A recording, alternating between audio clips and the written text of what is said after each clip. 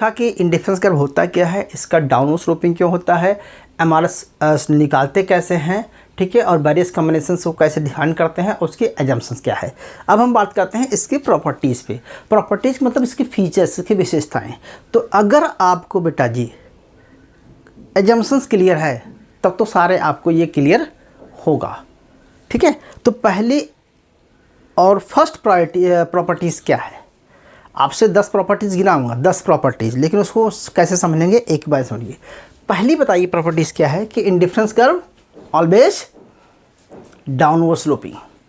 Indifference curve always downward sloping क्यों होता है, क्योंकि आपको बता चुके हैं कि इंडिफरेंस कर्व हमेशा डाउनवर्ड स्लोपिंग होगा। क्यों होगा क्लास, इसको आप बता चुके हैं। क्यों होगा, क्योंकि कंज्यूमर क्या करता है, 2 गुड्स को चूज़ करता है। इसके पीछे रीजन क्या है, 2 गुड्स को चूज करता है तो उसके पास एक सर्टेन इनकम गिवन है, इनकम उसकी एक फिक्स है, इनकम गिवन है, प्राइस एक्स गिवन है, प्राइस वाई भी गिवन है। जब उसकी इनकम, प्राइस और इनकम गिवन है तो क्या करेगा, एक को बढ़ाने के लिए दूसरे को घटाना ही पड़ेगा।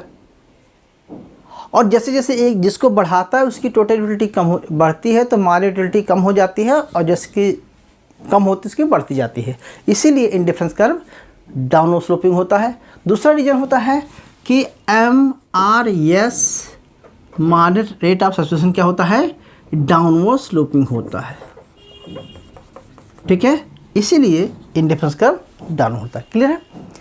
इससे बताओ इंडिफरेंस कर्व वर्टिकल क्यों नहीं हो सकता।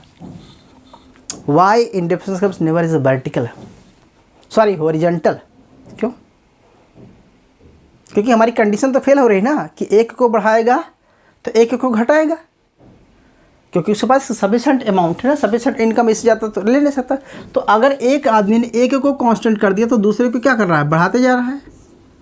तो ये तो हमारी जो एजम्पशन है फेल हो गई ना। तो indifference curve that's why never horizontal है। और इंडिफरेंस कर्व वर्टिकल क्यों नहीं हो सकता, क्योंकि इस केस में हमारा कॉम्बिनेशन है कि जब एक को बढ़ाएगा तो दूसरे को घटाएगा। लेकिन यहाँ पर क्या हो रहा है, अगर x को क्या कर रहा है, x को कांस्टेंट कर दिया है तो y को अगर बढ़ा रहा है तो x को कांस्टेंट कर ही नहीं सकता, क्योंकि x y के एक कॉम्बिनेशन पे a चूज़ कर लिया है 100 रुपये। तो अगर y को ख़रीदना है तो x को क्या करना पड़ेगा, कम करना पड़ेगा। अगर कम नहीं कर रहा है तो y को परचेज़ नहीं कर पाएगा। इसका मतलब है कि इस तरह से भी नहीं होगा। और सेम यहाँ पर भी ऐसे था। क्लियर है, okay. Indifference curve downward sloping होता है, हॉरिजॉन्टल नहीं हो सकता है, वर्टिकल नहीं हो सकता है, और वैसे तो कनकेव भी नहीं हो सकता है इस तरह से। क्यों नहीं हो सकता, इसके पीछे रीजन जानते हो क्या है। MRS क्या होती है यहाँ पर, अगर इस तरह से रहेगा केव बनाएगा तो MRS XY क्या होगा, इंक्रीजिंग होगा, क्लास इंक्रीजिंग होगा। वैसे कभी MRS इंक्रीजिंग ये हो सकता है क्या, यस होता है क्लास। दोनों गुड्स बैड गुड्स हो, सिगरेट ले लो और दारू ले लो, ऐसा एग्जाम्पल दिया जाता है, बियर एंड दारू। तो बेसिकली कि जितना पीता जाता है ना उसकी सेटिस्फेक्शन और बढ़ती जाती है, कम नहीं होती, सोचता और मिले और मिले। और ऑर्डिनरी चीज़ें खाते हैं तो क्या होता है, लगता है ओवर हो गया, फुल हो गया, अब नहीं चाहिए, लेकिन उसको क्या होता है, बढ़ता जाता है, ठीक है। ऐसे दूसरा गुड्स भी सिगरेट है, तो दोनों की क्या है, इस केस में MRS इंक्रीजिंग होता है, ठीक है। तो कभी अगर एग्जाम में पूछा जाए कि MRS इंक्रीजिंग क्यों होता है और क्या इंडिफरेंस कर्व कनकेव बन सकता है, तो बोलना इसलिए क्योंकि उस केस में दोनों गुड्स बैड गुड्स होंगी और जो मतलब नॉर्मल गुड्स नहीं होंगी, ठीक है। उस केस में ये लागू नहीं होता है। तीसरा, ठीक है, ये क्या है, कन्वेक्स है। क्या है, इंडिफरेंस कर्व ऑलवेज कन्वेक्स होता है। क्या होता है क्लास, कन्वेक्स, और कन्वेकेव नहीं बनेगा। कन्वेक्स क्यों होता है, क्योंकि डाउनवर्ड स्लोपिंग होता है। कितनी एग्जाम्पशन मिल गई, 5। कौन कौन सी मिली, 5। हॉरिजॉन्टल नहीं, वर्टिकल नहीं, हॉरिजॉन्टल नहीं, कनकेव, डाउनवर्ड स्लोपिंग और कनकेव नहीं, कन्वेक्स नहीं बन सकता, कनकेव नहीं बन सकता। क्लियर है। तीसरा क्लास और क्या लेना, two indifference curve can not cut each other, दो इंडिफरेंस कर्व आपस में एक दूसरे को नहीं काटते। इसके पीछे रीजन क्या है, इसके पीछे रीजन क्या है? तो इसके पीछे रीजन ये है क्लास कि इसके पीछे रीजन ये है indifference curve can not each other. कोई बताएगा इसके पीछे रीजन क्या है? ये समझ लो इंडिफरेंस कर्व है, IC1 है और ये IC2 है, काट क्यों नहीं सकते? अच्छा मान चलो हमने A पॉइंट यहाँ ले लिया, ठीक है, तो ये दूसरा है, सॉरी A पॉइंट है A1, सॉरी ये A2 का है, तो ये B ले लिया। फिर यहाँ लेते हैं B पॉइंट,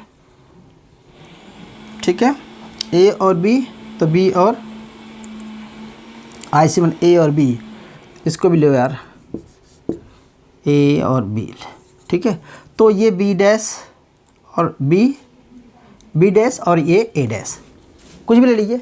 अब देखो क्लास A और B ये इंडिफरेंस कर्व है, सेम सेटिस्फेक्शन है। कहा जाता है कि ऑल इंडिफरेंस कर्व के सभी पॉइंट क्या दिखाते हैं, सेम सेटिस्फेक्शन दिखाते हैं, कहा गया था। तो A और B तो सेम सेटिस्फेक्शन है, A and B same satisfaction है, ओके।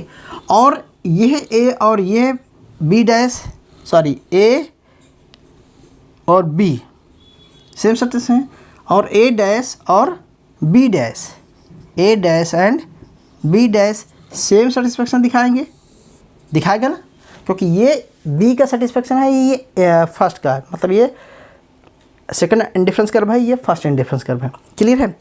अब हमारी कंडीशन क्या थी, पिछली कंडीशन याद करो कि if A is greater than B then B does not greater than A। ये क्या थी, कौन सी कंडीशन है क्लास, या बताएंगे? इस क्लास को बोलते हैं कंसिस्टेंसी ऑफ चॉइस। कौन सी कंडीशन है, कंसिस्टेंसी ऑफ चॉइस। तो जब कंसिस्टेंसी ऑफ चॉइस है, ठीक है, तो कंसिस्टेंसी ऑफ चॉइस के केस में क्या होता है कि इफ़ A एक समय में इससे बेटर ये है, इससे बेटर A है, तो दूसरे समय में इससे बेटर ये कैसे हो सकता है? तो एक टाइम में आप कह रहे हैं कि A बेटर है, फिर दूसरे टाइम कह रहे हैं कि B बेटर है, तो ये हो सकता ना, एक टाइम में A बेटर है, कह रहे हैं B बेटर है, तो कंसिस्टेंसी की कंडीशन को फुलफिल नहीं करती है। इसीलिए बोलेंगे कि indifference curve can not cut each other, काट नहीं सकते हैं। नहीं काटने के पीछे रीज़न क्या है? रीज़न यही है कि they can not cut each other because the consistency की कंडीशन फुलफिल नहीं होती है। क्लियर है, ओके। अगली एग्जाम्पल्स क्या क्लास, इंडिफरेंस कर्व का higher indifference curve to the higher satisfaction. अगर मैं कहूँ कि ये फर्स्ट है, ठीक है, तो अगर सेकंड जाएंगे तो और सेटिस्फेक्शन बढ़ जाएगी आपकी, ठीक है। और अगर कम इंडिफरेंस कर्व, 30 इंडिफरेंस कर्व है, तो जो ऊपर वाला इंडिफरेंस कर्व है वो ज़्यादा सेटिस्फेक्शन देगा, कम वाला कम सेटिस्फेक्शन देगा। तो जैसे जैसे ऊपर के जाते हैं, इसका मतलब क्या है क्लास, कि जैसे जैसे इंडिफरेंस कर्व का ऊपर जा रहा है, इसका मतलब आपकी इनकम बढ़ रही है और आप ज़्यादा से ज़्यादा उसको परचेज़ कर पा रहे हैं, तो आपका सेटिस्फेक्शन लेवल ज़्यादा है। अगर नीचे आ रहे हैं, इसका मतलब आपकी इनकम कम है, आप कम परचेज कर पा रहे हैं। क्लियर है। तो इंडिफरेंस कर्व की प्रॉपर्टीज़ में अगला है कि higher satisfaction and lower satisfaction. So higher indifference curves of the higher satisfaction, lower indifference curves of the lower satisfaction. Clear है। अच्छा, तो अगला क्लास लिखिए, indifference curve can not touch x और वाई एक्सेस। इंडिफरेंस कर्व इसको touch क्यों नहीं कर सकता, बताइए। मैं मिटा दूँ थोड़ा सा क्लास, इंडिफरेंस कर्व इसको टच क्यों नहीं कर सकता है, बताइए। अगर मैं बात करूं, देखो आप इंडिफरेंस कर्व इसको टच क्यों नहीं कर सकता है? टच करने का मतलब क्लास, अगर इसको टच कर लिया, इसका मतलब क्या है कि ये y है, ये x है। अगर इसने टच कर लिया y को, इसका मतलब क्या है कि x को क्या कर दिया, 0 कर दिया। ओके, और अगर इसने ऐसे कर दिया, इसका मतलब है IC2 IC1। IC1 में क्या हो रहा है कि IC1 की कंडीशन में x की क्वांटिटी क्या है, 0 है, y की मान चलो 10 है। ठीक है, तो x की 0 है, y की 10 है। अगर यहाँ टच कर लिया है, इसका मतलब है 10 है, इसका मतलब y की 0 है। क्लियर है? तो बेसिकली क्या होता है, इसे बोलते हैं कॉर्नर सोल्यूशन। क्या बोलते हैं क्लास? कॉर्नर सोल्यूशन आगे बताएंगे। इसका मतलब होता है यहाँ पर कि इस केस में consumer consuming only one goods, इसलिए हमारा कॉम्बिनेशन में अकॉर्डिंग, इसलिए हमारी एजम्पशंस फेल हो जाती है, क्योंकि 2 गुड्स को कंज्यूम करता है। तो इस केस में सिर्फ कंज्यूमर सिर्फ एक ही गुड्स को कंज्यूम करेगा। इसे बोलते हैं कि इंडिफरेंस कर्व कभी भी x या y एक्सेस को टच नहीं करेगा। क्लियर है? अगला क्लास, कितनी एजम्पशन हो गई भाई? 8 तो हो गई। चलो 2 और 8 9 10 2 कर लेते हैं। एक और है, वो ये है कि अगर goods are perfect substitutes, goods are perfect substitutes, इसका मतलब होता है कि एक की जगह पे दूसरे को पूरी तरह से यूज़ किया जा सकता है। जैसे आपको बताए थे क्लास, अभी थोड़ी देर पहले हमने किया था। अच्छा, परफेक्ट सब्स्टिट्यूट का मतलब क्या होता है कि मान चलो यहाँ पर x है, यहाँ पर y है। ओके, हमने कहा कि 20 क्वांटिटी इसकी यूज़ कर रहे हैं, 20 इसको यूज़ कर रहे हैं, तो क्या हो क्लास? 20 यूज़ कर रहे हैं। अगर हमें 5 क्वांटिटी इसको बढ़ाना है, 25 बढ़ाना है, तो कितना छोड़ना पड़ेगा? 5 यानी कि 15 लाना पड़ेगा। तो ठीक है, हमने 5 और बढ़ा लिया, यानी कि इसको हम 30 करते हैं, तो इसको हमें कितना पड़ेगा? 10 करना पड़ेगा। ठीक है, या इसको हम 35 कर लेते हैं मान चलो, तो इसको हमें 5 करना पड़ेगा। तो क्या हो रहा है बताएंगे कोई? क्या हो रहा है यहाँ पर? ये हो रहा है क्लास, ये हो रहा है क्योंकि हम जितना सेम रेशो में क्या चल रहा है, हमारा रेशो क्या है? सेम है। क्या है? देखो, 5 क्वांटिटी लेने के लिए हमने 5 क्वांटिटी को छोड़ दिया, 5 क्वांटिटी और लेने के लिए हमने 5 क्वांटिटी को और छोड़ा, तो 5 को लेने के लिए 5 छोड़ा, तो MRS कितना निकल रहा है कोई बताएगा? A पर है, B पर है, C पे है, D पे है।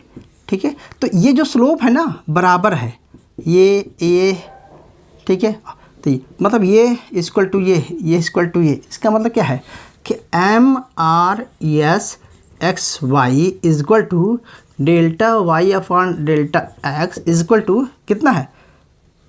कितना हुआ? 5 को गिव अप किया तो कितने 5 को लेने के लिए काट दो, कितना आएगा? 1 आएगा।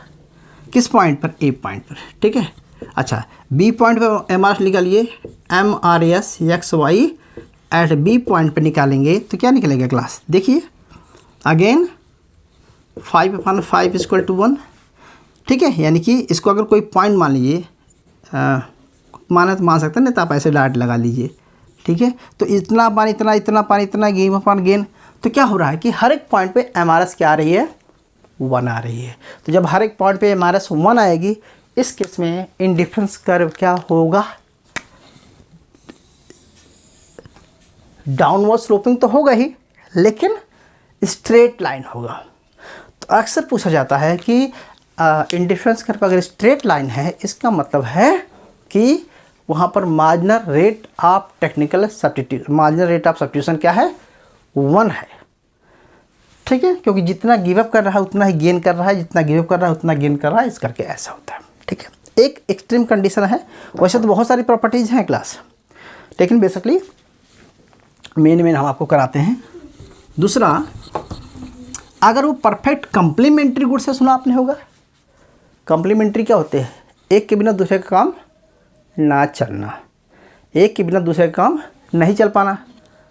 क्लियर है? जैसे एक माने आपका जूते हैं, ठीक है, तो एक जूता अगर गायब हो गया, एक ही बचा, तो क्या करोगे? बताओ भाई। मतलब आपके जूता है, एक कुत्ता उठा ले गया, कहीं आप कीर्तन में गए, कहीं सुनने गए, कहीं भी गए आप, तो क्या होता है, लोग जल्दी जूता चप्पल गायब कर देते हैं। तो उसमें से अगर एक भी गायब हो गया तो क्या करोगे, तो दूसरा भी आपका यूज़ का नहीं है।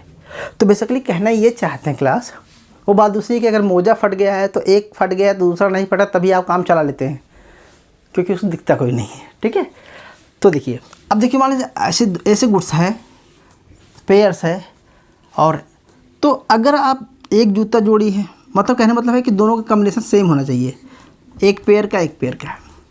ठीक है, यानी कि अगर आप एक जूता बढ़ाते हैं, ठीक है, तो उस दूसरा भी जोड़ी बनाना पड़ेगा। बात समझ रहे हैं? कहना चाहता हूँ कि अगर इस पॉइंट पे जाएंगे, ठीक है, ओके, या आपने इसको बढ़ा दिया 2, तो आपको इस जूते की भी 2 क्वांटिटी बढ़ानी पड़ेगी। अगर इसको आपने 2 बढ़ाया तो इसको भी आपको कितना 3 किया, तो इसको अभी आपको 3 करना ही पड़ेगा। इसको 4 किया आपने तो इसको भी 4 करना ही पड़ेगा।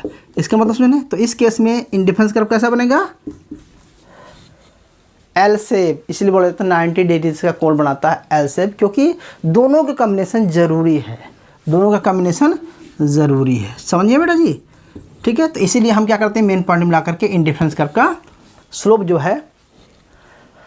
लेकिन मेन क्वेश्चंस क्या निकल के आया है इसमें, क्या बेटा जी, अगर आपने इसको बढ़ा दिया, एक गुड्स को बढ़ा दिया, वाई को दूसरे को नहीं बढ़ाया, जो कि कॉम्प्लीमेंट्री गुड्स है, ठीक है, जैसे कार और पेट्रोल, तो कार आपने खरीदते गए, तो बिना पेट्रोल की कार की वैल्यू बेकार है।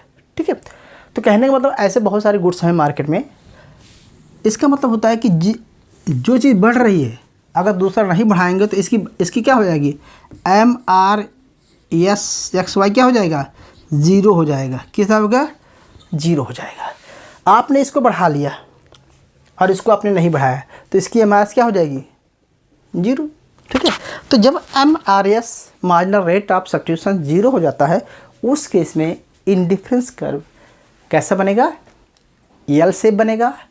और कौन सी कंडीशन में, perfect substitutes, sorry perfect complementary. अगर परफेक्ट कॉम्प्लीमेंट्री है तो एल शेप, और परफेक्ट सब्स्टिट्यूट है तो,